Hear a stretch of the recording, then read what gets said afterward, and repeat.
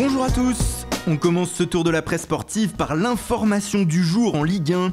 C'est tombé dans la soirée hier, Marcelo Bielsa n'est plus l'entraîneur de Lille en ce jeudi matin.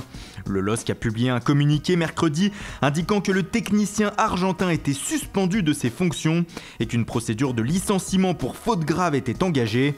Bielsa n'aura donc tenu que 13 matchs à la tête du club nordiste pour un bilan désastreux de 12 points et une 19e place au classement.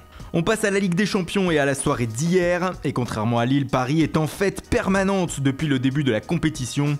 Les hommes de Unai Emery ont hier fait qu'une bouchée du Celtic Glasgow 7-1. Un festival qui permet à Neymar, auteur d'un doublé, et ses coéquipiers de battre le record du nombre de buts inscrits en phase de groupe.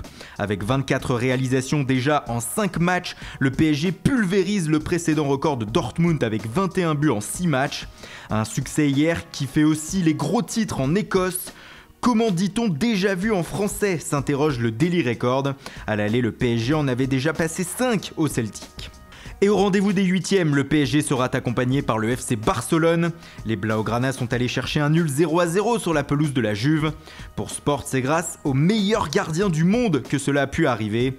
Marc-André Ter Stegen a en effet réalisé une parade salvatrice à la 93e minute pour sauver un point et qualifier le Barça.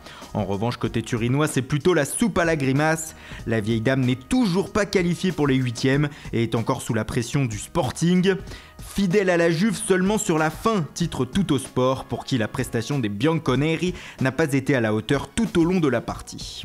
Tout se jouera donc lors de la dernière journée pour eux comme pour l'Atlético Madrid. Les Colchoneros ont battu l'AS Rome à domicile 2-0 et peuvent encore rêver des 8e de finale. Un succès acquis grâce à un but sensationnel d'Antoine Griezmann, auteur d'un magnifique ciseau. Un but pour un miracle, titre Marca. Un geste qui fait l'unanimité dans la presse espagnole, comme c'est le cas sur la une de AS. Ne jamais cesser d'y croire, lâche le journal. L'Atlético devra gagner à Chelsea dans 2 semaines en espérant un faux pas de la Roma contre Karabakh pour passer. Un scénario possible puisque les Blues sont déjà qualifiés, comme le relais The Guardian ce matin. Willian et ses coéquipiers ont écrasé Karabakh hier 4-0 et verront la Champions League en février.